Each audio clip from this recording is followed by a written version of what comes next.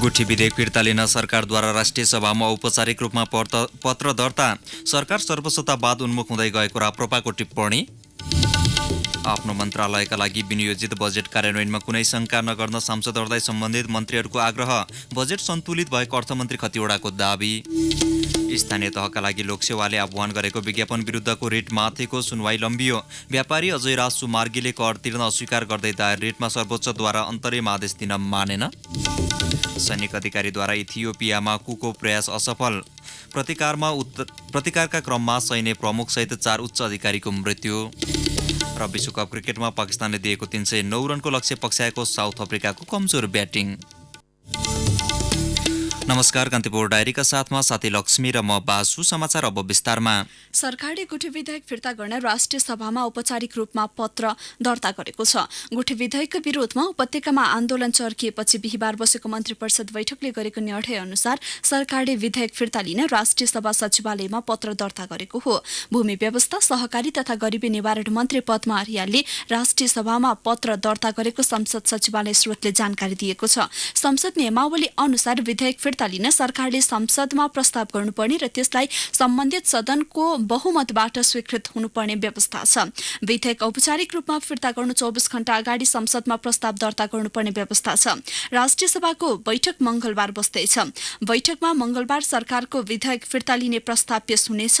सरकार आफैले फिर्ता लिने प्रस्ताव गरेको र कांग्रेस लगायत प्रतिपक्षी पार्टी समेत विधेयकको विरोधमा रहेकाले राष्ट्रिय सभाबाट सर्वसम्मत रूपमा फिर्ताको निर्णय हुने सम्भावना रहेको स्रोतले जानकारी दिएको छ। मन्त्री आर्यालले विधेयक वैशाख 17 गते राष्ट्रिय सभा सचिवालयमा दर्ता गराउनु भएको थियो। जेठ 13 गते राष्ट्रिय सभाको बैठकले सामान्य सैद्धान्तिक छलफलपछि दफावार बहसका लागि विधेयक मातहतको विधान व्यवस्थापन समितिमा पठाएको थियो। गुठिया र सरकारवालाको तीव्र विरोध भएपछि मन्त्री आर्यालले असार 3 मा पत्रकार सम्मेलन गरी विधेयक फिर्ता गर्ने घोषणा गर्नुभएको थियो।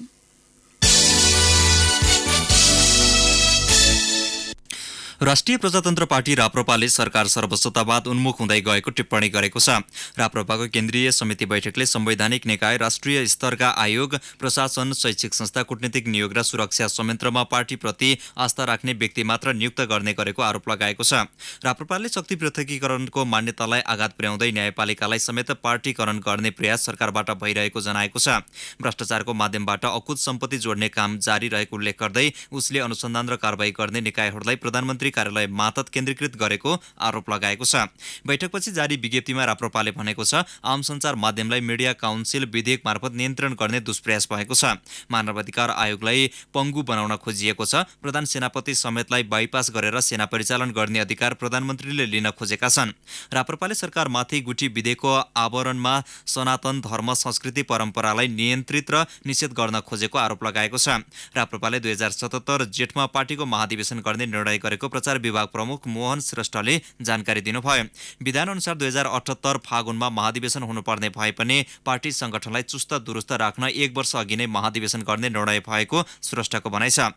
राप्रपाले पृथ्वीनारायण शाहको दिव्य उपदेश, महेन्द्रको राष्ट्रवाद र बीपी कोइरालाको राष्ट्रिय मेलमिलाप नीतिलाई पार्टीको मार्गदर्शक सिद्धान्तका रूपमा अंगीकार गर्ने निर्णय पनि गरेको छ।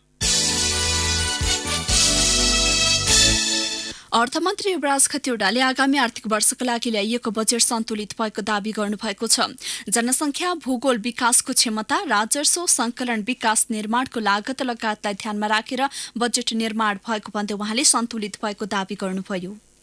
खास गरी केही दुर्गम क्षेत्र प्रदेशको विषयमा पनि प्रसङ्ग उठेको छ। मैले यसअघि पनि भनिसकेको छु, कर्णाली प्रदेशमा सामान्यकरण अनुदान सबैभन्दा बढी छ र प्रदेश नम्बर 2 मा राजस्व बाँडफाँडको रकम सबैभन्दा बढी छ। दुईटा प्रदेशले ठूलो भूगोल र ठूलो जनसङ्ख्याको प्रतिनिधित्व गर्छन्। त्यसै हिसाबले पनि यो सन्तुलित छ भनेर हामीले बुझ्नुपर्ने हुन्छ। प्रदेश र स्थानीय तहमा गएका बजेटहरू निश्चित सूत्रका आधारबाट गएका छन्। त्यसमा अर्थ मन्त्रालयले आफ्नो कुनै स्वाभाविकीय कुराहरू लगाउन सक्ने स्थिति रहँदैन। सूत्रको विषयमा छलफल गर्दै जान सकिन्छ। सरकारले लिएको लक्ष्य अनुरूप 8% को आर्थिक वृद्धि दर हासिल गर्न सकिने दिशामा बजेट विनियोजन भएको मन्त्री खतिवडाको दावी थियो। संघीय सरकारले गर्ने विकास आयोजनाका बारेमा मापदण्ड निर्माण गर्दा ढिलाइ भएकाले सबै आयोजना 100% बजेट छुट्याउन नसकिएको भन्दै अर्थमन्त्री खतिवडाले त्यसलाई सुधार गर्दै लैजाने बताउनुभयो। अधुरा आयोजना पनि केन्द्र सरकारले नै निर्माण सम्पन्न गरेर सम्बन्धित स्थानीय तहलाई हस्तान्तरण गरिने उहाँको भनाइ थियो। बजेट आर्थिक वृद्धि र वितरणलाई सँगै अघि बढाउने किसिमको दुई धारे सरकारले नीति लिएर अघि बढेको अर्थमन्त्री खतिवड़ाले बताउनुभयो। द्वैधार भनेको आर्थिक वृद्धि र वितरणलाई सँगसँगै लिएर जाने हो। यहाँ आर्थिक वृद्धि पहिले त्यसको वितरण पछि गरौँला भनेर पर्खेर बस्यो भने असमानता एउटा यस्तो ठाउँमा पुग्छ कि हामीले त्यसलाई सुधार गर्ने मौकै पाउँदैन। जनता यति असन्तुष्ट हुन्छन् त्यसपछि हामीले त्यसलाई सुधार गर्नै सक्दैनौँ। हामीले वितरणको मात्रै कुरा गर्यौँ भने हामी गरिबीको वितरण गर्ने अवस्थामा पुग्छौँ। हामीले समृद्धि वितरण गर्न खोजेका हौँ। त्यसो भएको हुनाले हामीले आर्थिक वृद्धि र राज्यको वितरण गर्ने क्षमता बढाउने कुरामा हामी जानुपर्ने हुनाले वृद्धि र वितरणलाई सँगसँगै लाने हो। वन तथा वातावरण मन्त्री शक्ति बस्नेतले वन क्षेत्रको संरक्षण र उपयोगको सन्तुलन कायम गर्नेतर्फ वार्षिक नीति केन्द्रित भएको बताउनुभयो। काठजन्य उत्पादनमा मुलुकलाई आत्मनिर्भर बनाउन सरकारले औद्योगिकरणमा जोड दिएको उहाँको भनाइ थियो। हामी जडीबुटी विकासको समग्र एउटा कार्यक्रम, यसको नर्सरी निर्माणदेखि खेती विस्तारदेखि यसको व्यवस्थित सङ्कलन र त्यसलाई प्रशोधन गर्ने, अझ म्यानुफ्याक्चरिङ गर्ने र बजारीकरणको एउटा समग्र सेटमा जडीबुटी विकासको कार्यक्रमलाई हामीले अगाडि सारेका छौँ। हामीले काठजन्य वन पैदावारमा मुलुकलाई आत्मनिर्भर बनाउने उद्देश्यका निम्ति काठको उत्पादनलाई बढाउने कुरा गरिरहेका छौँ। उत्पादन बढाएर मात्र पनि हामी आत्मनिर्भर हुने छैनौँ। त्यसको निम्ति हामीले यहाँ सिजनिङ गर्नुपर्ने, ट्रिटमेन्ट गर्नुपर्ने अथवा त्यसको प्रोसेसिङ गर्नुपर्ने र म्यानुफ्याक्चरिङ समेत गर्नुपर्ने आवश्यक काठजन्य वन पैदावारमा आधारित उद्योगहरूको विकास गर्नुपर्ने, उद्यमको विकास गर्नुपर्ने कुरालाई ध्यान दिएर हामीले मझौला तथा ठुला उद्योगहरू सबै प्रदेशमा स्थापना गर्ने, सिजनिङ ट्रिटमेन्टको व्यवस्था पनि गर्ने, उत्पादन पनि वृद्धि गर्ने योजना बनाएका छौँ। प्रकृतिमा आधारित पर्यटन प्रवर्धनमा जोड दिँदै प्राकृतिक सम्पदाको संरक्षण सरकारको प्राथमिकतामा रहेको मन्त्री बस्नेतले उल्लेख गर्नुभयो। संघीय मामिला तथा सामान्य प्रशासन मन्त्री लालबाबु पण्डितले संविधान र कानूनको अधीनमा रहेर स्थानीय तहको लागि लोकसेवा आयोगले विज्ञापन गरेको दोहोर्याउनु भएको छ। संघीय मामिला तथा सामान्य प्रशासन मन्त्रालयका लागि विनियोजित विभिन्न शीर्षकमाथि सांसदले उठाएका प्रश्नको जवाफ दिने क्रममा मन्त्री पण्डितले स्थानीय तहको मागको आधारमा संविधान, कानून र लोकसेवा आयोगको कानूनी व्यवस्था, निर्णय र प्रचलित निजामती सेवा ऐनको व्यवस्था अनुरूप विज्ञापन गरिएको स्पष्ट पार्नुभयो। कर्मचारीहरूको नियुक्ति, सरुवा, बढुवा तथा पदस्थापन प्रचलित कानून बमोजिम भइरहेको छ। नातावाद, कृपावादको कुनै गुन्जाइस छैन। संघीय निजामती सेवा ऐन पारित भई लागू भए पश्चात कर्मचारी प्रशासनमा देखिएका बाँकी समस्याहरू समेत समाधान हुनेछन्। स्थानीय तहहरूमा कर्मचारी भर्ना गर्न लोकसेवा आयोगबाट भएको विज्ञापन संविधान तथा प्रचलित कानून बमोजिम भएको र लोकसेवा आयोगले नै स्वतन्त्र संवैधानिक निकायको हिसाबले आफ्नो मुख्य जिम्मेवारी कानून सम्मत र निष्पक्षताका साथ पूरा गर्दछ भने सरकारको विश्वास रहेको छ। उहाँले सो विज्ञापनको विषयमा अहिले सर्वोच्चमा मुद्दा विचाराधीन भएकाले धेरै बोलिराख्नु आवश्यक नभएको उल्लेख गर्नुभयो। कर्मचारीलाई सरुवा गरी आवश्यकता अनुसार बढी प्रतिफल दिने गरी प्रचलित कानून अनुसार गर्ने र भविष्यमा सक्रिय प्रणाली अनुसार गर्न सफ्टवेयर बनाउने काम भइरहेको जानकारी उहाँले सदनलाई गराउनुभयो।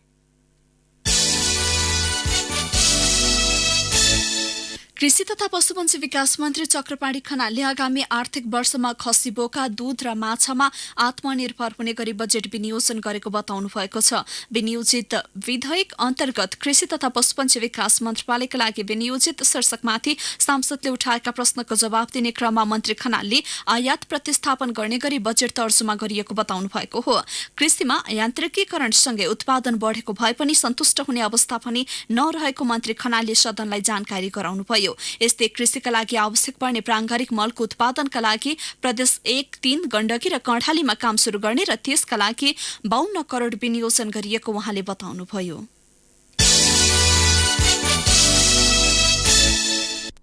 उद्योग वाणिज्य तथा आपूर्ति मन्त्री मातृका प्रसाद यादवले मुलुकमा औद्योगिक क्रान्तिका लागि ऐन कानून संशोधन भएको बताउनु भएको छ। ऐन कानून नीति नियम संशोधन भएकाले अब औद्योगिक क्रान्ति गर्न सकिने मन्त्री यादवको भनाइ छ। विदेशी लगानी सम्मेलनमा देश एकताबद्ध भएर उभियो कि नेपालमा चाहिँ अब लगानीको वातावरण बनेको छ। देशीले पनि विदेशीले पनि सबैले चाहिँ एक स्वरमा चाहिँ भन्नुभयो। त्यसैले भन्न बित्तिकै क्रान्ति हुँदो रहेनछ के औद्योगिक क्रान्ति गर्न कठिन हो। त्यो अनुसारको सोच हुनुपर्छ, त्यो अनुसारको नीति र योजना, ऐन कानून सबै हुनुपर्छ र अहिले त्यो बनेको छ। त्यसैले मान्यजीलाई म के आश्वासन दिन चाहन्छु भने अब ढुक्क हुँदा हुन्छ, अब औद्योगिक क्रान्ति हुन्छ। विनियोजित विधेयक अन्तर्गत उद्योग वाणिज्य तथा आपूर्ति मन्त्रालयका लागि छुट्याइएको विभिन्न शीर्षकमाथि सांसदले उठाएको प्रश्नको जवाफ दिने क्रममा मन्त्री यादवले निर्यातजन्य वस्तु उत्पादनका लागि सहयोग गर्न सरकार सदैव तयार रहेको बताउनुभयो। आज अर्थ, वन तथा वातावरण, महिला बालबालिका तथा ज्येष्ठ नागरिक, कृषि तथा पशुपन्छी, उद्योग वाणिज्य तथा आपूर्ति, संघीय मामिला तथा सामान्य प्रशासन र कानून न्याय तथा संसदीय मामिला मन्त्रीले विनियोजन विधेयकमाथिको छलफलका क्रममा सांसदले उठाएको प्रश्नको जवाफ दिनुभएको हो। कान्तिपुर डायरीमा अब ब्रेकको पालो। ब्रेकपछि अब बाँकी प्रसंग। सर्लाहीमा कुमार पौडेल मारिएको घटनाको सम्बन्धमा सत्तारूढ दलकै सांसदले प्रश्न उठाएपछि संसदीय समितिले गृहमन्त्रीसँग छलफल गर्ने भएको छ। राज्य व्यवस्था तथा सुशासन समितिले भोलि बिहान 8 बजे बस्ने बैठकमा गृहमन्त्री रामबहादुर थापालाई बोलाएको हो। आज बिहान बसेको बैठकमा सत्तारूढ नेकपाका सांसद जनार्दन शर्माले सो घटनाको विषयमा सरकारसँग स्पष्टीकरण लिनुपर्ने बताउनु भएको थियो। भोलिको बैठकमा विपद व्यवस्थापनको तयारीबारे छलफल गर्ने तयारी गरेको समितिले सर्लाही घटनाबारे पनि गृहमन्त्रीसँग छलफल गर्ने एजेन्डा थप गरेको समिति सभापति शशि श्रेष्ठले जानकारी दिनुभयो। पूर्व गृहमन्त्री समेत रहेका शर्माले पौडेलको मृत्यु गम्भीर प्रकृतिको भएको भन्दै सम्बन्धित निकायसँग छलफल गर्न र सत्य तथ्य पत्ता लगाउन माग गर्नुभएको थियो। सो घटनाले पञ्चायत शासनकै झझल्को दिएको शर्माको भनाइ थियो। गत बिहिबार सर्लाहीको लालबन्दीमा भएको भिडन्तमा नेत्रविक्रम चन्द समूहका सर्लाही जिल्ला इन्चार्ज कुमार पौडेलको मृत्यु भएको प्रहरीको दाबी छ। यस्तै राज्य व्यवस्था समितिको बैठकमा बोल्दै संघीय मामिला तथा सामान्य प्रशासन मन्त्री लालबाबु पण्डितले कर्मचारीसँग सम्बन्धित नीति नियमहरू समय अनुकूल परिवर्तन गर्दै जाने बताउनु भएको छ। मन्त्री पण्डितले पहिला भएका नीति नियमलाई अवलम्बन गर्दै समय सापेक्ष परिवर्तन गर्दै लगिने बताउनु भयो। तर समिति सदस्यहरूले पुराना नीति नियमलाई परिवर्तन गरेर नयाँ बनाउन माग गरेका थिए। बैठकमा मन्त्री पण्डितले लामो समयसम्म छलफल गरेर श्रेणी र तहगत दुवै प्रणाली लागू गरिएको स्पष्ट पार्नुभयो। उहाँले लामो समय छलफल गरेर स्थानीय र प्रदेशमा तहगत प्रणालीमा गएको उल्लेख गर्नुभयो। तर समिति सदस्यहरूले श्रेणी र तहलाई एउटै बनाएर लैजानुपर्ने सुझाएका थिए। स्थानीय तहका लागि लोकसेवा आयोगले गरेको विज्ञापन विरुद्ध सर्वोच्च अदालतमा परेको रिटमाथिको सुनवाई लम्बिएको छ। सर्वोच्चका न्यायाधीश हरिकृष्ण कार्की र डाक्टर आनन्द मोहन भट्टराईको संयुक्त इजलासले मुद्दा हेर्दा हेर्दैमा राखेको हो। आज दिनभर बहस भए पनि रिट निवेदककै तर्फको बहस नसकिएकाले बुधबारका लागि सारिएको सर्वोच्चले जनाएको छ। यस्तै सरकारी वकिलको बहस र लोकसेवा आयोगको तर्फबाट जवाफ पनि बाँकी नै छ। स्थानीय तहका विभिन्न पदमा लोकसेवा आयोगले गरेको विज्ञापन विरुद्ध सर्वोच्चमा 4 थान रिट परेको छ। आयोगले गत जेठ 15 गते 515 स्थानीय तहका लागि 9161 पदका लागि दरखास्त आह्वान गरेको थियो। दोहोरो दस्तुरसहित आगामी 17 गतेसम्मका लागि आह्वान गरिएको सो विज्ञापनमा अहिलेसम्म 2.5 लाख बढीको आवेदन परिसकेको आयोगले जनाएको छ। व्यापारी अजय राज सुमार्गीले कर तिर्न अस्वीकार गर्दै दायर गरेको रिटमा सर्वोच्च अदालतले अन्तरिम आदेश जारी गर्न अस्वीकार गरेको छ। न्यायाधीश द्वय सुषमालता माथेमा र डाक्टर मनोज कुमार शर्माको संयुक्त इजलासले सुमार्गीको कम्पनी सेटेलाइट टेलिकमले हालेको रिटमा अन्तरिम आदेश जारी गर्न अस्वीकार गरेको हो। सुमार्गीको लगानी रहेको सेटेलाइट टेलिकमको 75% सेयर 7 वर्ष अघि बिक्री गर्दा पुँजीगत लाभगर छली गरेको भन्दै सरकारले 4 अर्ब 31 करोड 95 लाख 79 हजार कर निर्धारण गरेको थियो। कर निर्धारण विरुद्ध गत सोमबार सर्वोच्च पुगेका विवादित व्यापारी सुमार्गीको पक्षमा संयुक्त इजलासले आदेश जारी गर्न अस्वीकार गरेको हो। झापा र मोरङमा भएको छुट्टाछुट्टै घटनामा 5 जनाको मृत्यु भएको छ। मोरङको कानेपोखरी गाउँपालिका 7मा को 1 ख 7204 नम्बरको यात्रुवाहक बसको ठक्करले साइकल यात्री सुनवर्षे 2 का 20 वर्षीय भीम मोचीको मृत्यु भएको हो। बेलबारी नगरपालिका 10 लक्ष्मी मार्गमा पूर्वबाट पश्चिमतर्फ जाँदै गरेको को 17 प 6144 नम्बरको मोटरसाइकलले को 16 प 3339 नम्बरको अर्को मोटरसाइकललाई पछाडिबाट ठक्कर दिँदा इटाहरीका 33 वर्षीय भोलामान तामाङको मृत्यु भएको छ। दुर्घटनामा संखुवासभाको खाँदबारी एका 18 वर्षीय मणिकुमार तामाङ र भोलामान घाइते भएका छन्। झापाको मेचिनहर नगर 10 नागडुब्बा पुलमा को 1 ख 7665 नम्बरको यात्रुवाहक बसको ठक्करले स्थानीय घनश्याम गर्तौलाको मृत्यु भएको छ। झापाकै भद्रपुर नगरपालिका 1 मा करेन्ट लागेर बिर्तामोड 4 का 40 वर्षीय अमृता आचार्यको मृत्यु भएको छ।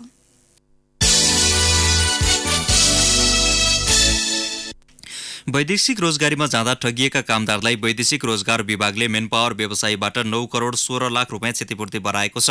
मेनपावर व्यवसायीले भने 47 लाख रुपियाँ जरिवाना तिरेका छन्। विभागका महानिर्देशक विष्म कुमार भुसालले सरकारले निर्धारण गरेभन्दा बढी लागत शुल्क लिने करार पत्र अनुसार काम र तलब नपाई फर्केको प्रमाणित भए पीडितलाई मेनपावरको दरौटीबाट क्षतिपूर्ति दिलाइएको बताउनुभयो। क्षतिपूर्ति दिलाएपछि पनि मेनपावरलाई जरिवाना लगाउने काममा ढिलाइ गरिएको उहाँको भनाइ छ। विभागमा मेनपावरको 7 लाख नगद र 23 लाख रुपियाँ बैंक ग्यारेन्टी हुन्छ। दरौटीबाट क्षतिपूर्ति दिन नसक्ने मेनपावर सञ्चालकको जायज रोक्का गरिएको विभागको भनाइ छ। यसअघि विभागले पीडित कामदारलाई क्षतिपूर्ति मात्रै बढाउँदै आएको थियो। कान्तिपुर डायरीमा अब लमजुङ डायरीको पालो। लमजुङ डायरीबाट आस गुरुङको नमस्कार। लमजुङमा प्रधानमन्त्री रोजगार कार्यक्रम सुरु भएको छ। लमजुङको 4 नगरपालिका र 4 गाउँपालिकामा कार्यक्रम लागू भएको हो। गत फागुन 1 गते उद्घाटन भएको कार्यक्रम जिल्लामा भने असारमा सुरु भएको हो। बेसीचर नगरपालिका प्रधानमन्त्री रोजगार संयोजक घनश्याम तिवारीका अनुसार प्रत्येक ओडालाई 3 लाख रुपियाँका दरले बजेट विनियोजन गरिएको छ। कार्यक्रमका राइना संयोजक शेखर नेपानीका अनुसार नगरपालिका भित्रका 147 जना बेरोजगार युवाले फारम भरेका छन्।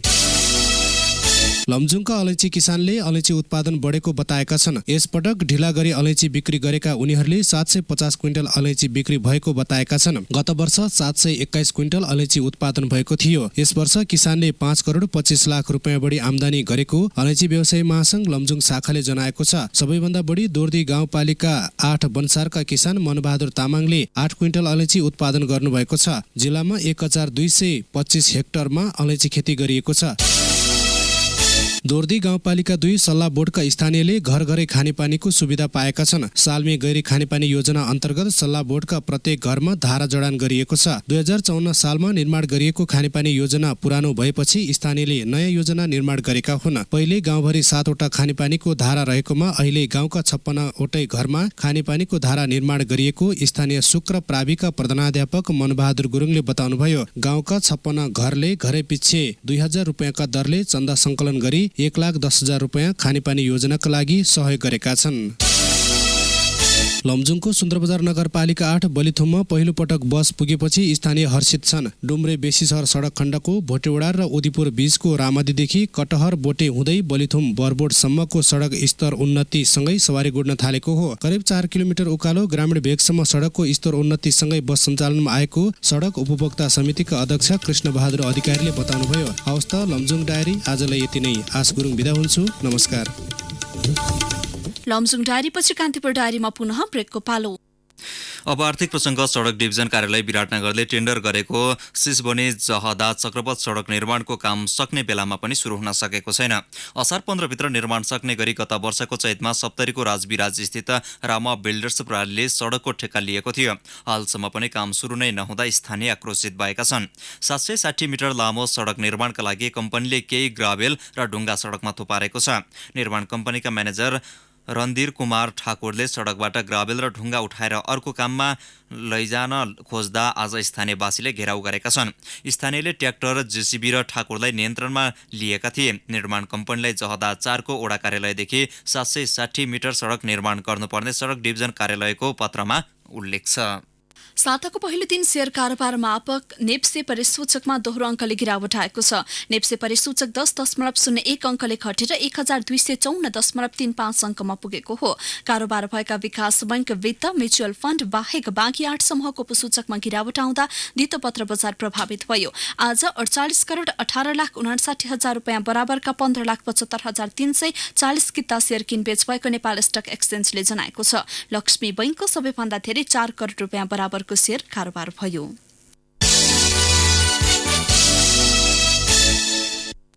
अब अन्तर्राष्ट्रिय प्रसङ्ग। इथियोपियामा भएको कुप्रयासको प्रतिरक्षाका क्रममा राष्ट्रिय सेना प्रमुख सियर मेकोनेनको मृत्यु भएको छ।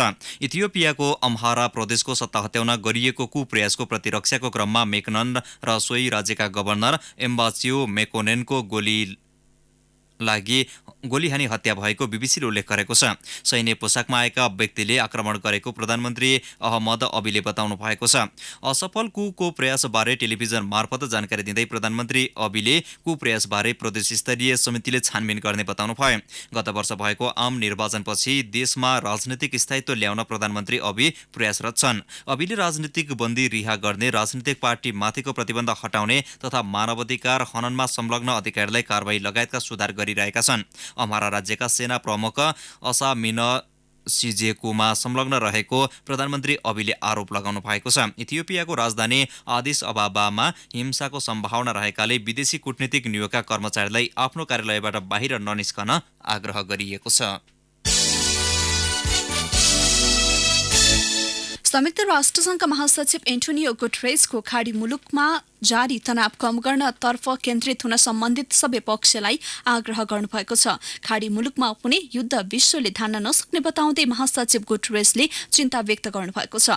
इरानी क्षेत्रमा प्रवेश गरेको अमेरिकाको जासुसी ड्रोन खसालेपछि दुई मुलुक बीच चर्को वाक युद्ध चलिरहेको छ। अमेरिकाले लगातार दिइरहेको धम्कीप्रति इरानले कडा जवाफ दिइरहेकाले पनि खाडी क्षेत्रमा युद्ध निम्तने खतरा रहेको रोइटर्सले जनाएको छ। उता संयुक्त अरब इमिरेट्स यूएईले प्राथमिकताका साथ राजनीतिक तवरबाट जारी तनाव अन्त्य हुनुपर्ने जनाएको छ। वार्ताको माध्यमबाट मात्रै कुनै पनि समस्या समाधान हुन सक्ने भन्दै यूएईको विदेश मन्त्रालयले संयमित हुन आग्रह गरेको छ। अब खेल प्रसंग कञ्चनपुरमा जारी प्रधानमन्त्री कप महिला 2020 क्रिकेट प्रतियोगिताको पछिल्लो खेलमा सुदूरपश्चिम प्रदेश विजयी भएको छ। महेन्द्रनगर स्थित क्रिकेट मैदानमा भएको खेलमा सुदूरपश्चिमले प्रदेश 5 लाई 51 रनले पराजित गर्यो। सुदूरपश्चिमले दिएको 101 रनको लक्ष्य पक्षाएको प्रदेश 6 16 ओभरमा 49 रनमा अल आउट हुन पुग्यो। पहिले ब्याटिङ गरेको घरेलु टोली सुदूरपश्चिमले 16 ओभर 1 बलमा अल आउट हुँदै 100 रन मात्र जोडेको थियो। कविता कुँवरले 43 रन बनाएकी थिइन्। काठमाडौँमा जारी उपमेयर कप महिला फुटबल प्रतियोगिताको समूह डीको आजको खेलमा मोरङको विराटनगरले काभ्रेपलाञ्चोकको पनौतीलाई 10-0 को फराकिलो अन्तरले पाखा लगाएको छ। हल्चोक स्थित एपीएफ मैदानमा आज भएको समूह बीको खेलमा नवलपुरको कावसोती र मकवानपुरको हेटौँडाले 3-3 गोलको बराबरी गर्दै अङ्क बाँडेका छन्। समूह बी के अर्को खेलमा कास्कीको पोखरा र सुर्खेतको वीरेन्द्रनगरले गोल रहित बराबरी खेल्दै अङ्क बाँडे।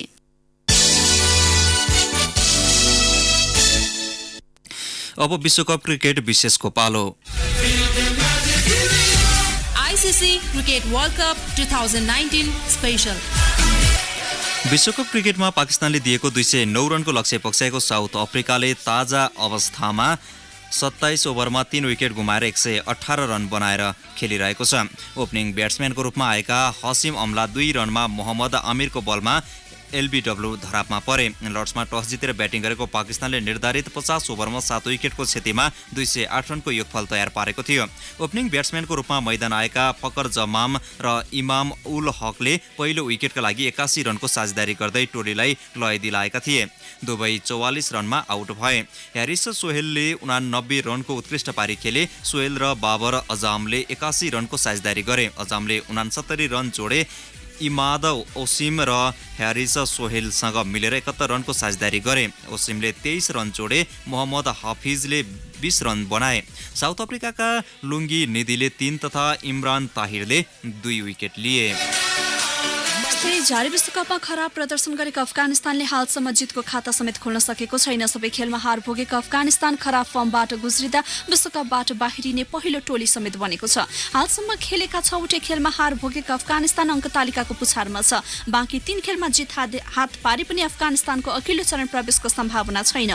डिफेन्डिङ च्याम्पियन अस्ट्रेलिया र न्युजिल्यान्डसँग समान 7 विकेटले पराजित भएको अफगानी टोली 2 खेलमा वर्षाबाधक बनेपछि डीएल मेथडमा श्रीलङ्कासँग 34 रन तथा साउथ अफ्रिकासँग 9 विकेटको हार भोग्न बाध्य भयो। यस्तै इङ्ल्यान्डसँग 150 रनको फराकिलो तथा 6औं खेलमा इन्डियासँग 11 रनको झिनो अन्तरमा पराजित भयो। अफगानिस्तानले अब बङ्गलादेश, पाकिस्तान र वेस्ट इन्डिजसँग खेल्न बाँकी छ।